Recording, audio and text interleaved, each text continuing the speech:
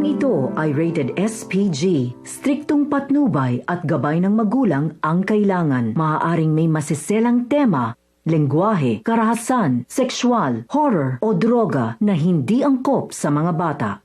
Warning. The following content may contain elements that are not suitable for some audiences.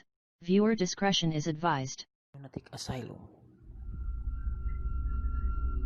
The Trans-Allegheny Lunatic Asylum is one of the most alleged haunted areas in West Virginia, containing a lot of secrets from the years of the Civil War up toward the closing in 1994. The place was known as the Weston State Hospital when it was first constructed in the 1800s. The construction stopped in 1858 due to the Union soldiers wanting to use the land, according to the Trans-Allegheny Lunatic Asylum's official website. The building was created by Thomas Story Kirkebirdy, a mentally ill man who wanted to be associated with an American psychiatric facility. According to Culture Trip, a website that features stories about tourist destinations. During the working years, the area was filled with different mentally ill patients. According to the information of the asylum website, Kirkebird believed that the patients should have been allowed to roam the facility to have more freedom.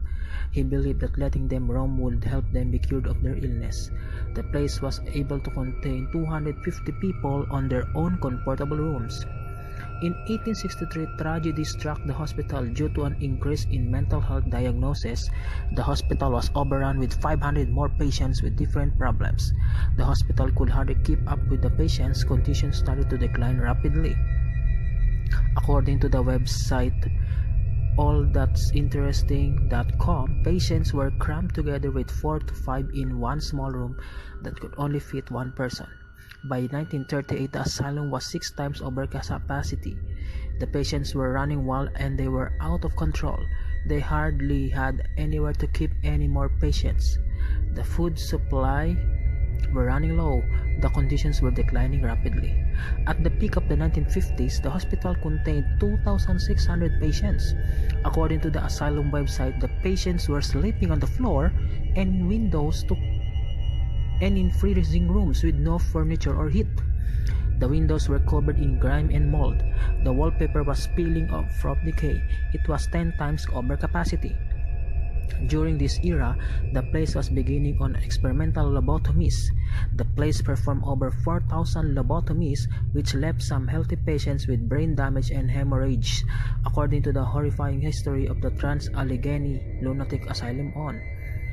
The ice pick method, involving slipping a thin pointed rod like an ice pick into the patient's eye socket and using a hammer to force it to sever the connective tissues in the frontal lobe of the brain, which resulted in a number of deaths. According to the closing in 1994, they expanded only one part of the area to create a new place, which was a graveyard.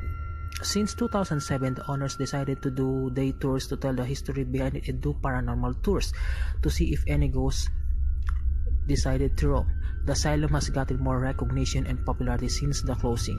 Legends say that you may see or hear one of the patients or see one of the common ghosts named Lily. She was one of the patients from the Civil War era that died from pneumonia at the age of 9. Witnesses say if you step in her playroom, you can hear her cries and laughs. This place is ranked as the #1 haunted area in West Virginia. The secrets of this place remain unknown. If you want to find out, you can. Secrets are yours to figure out. The Trans-Allegheny Lunatic Asylum is located in Weston.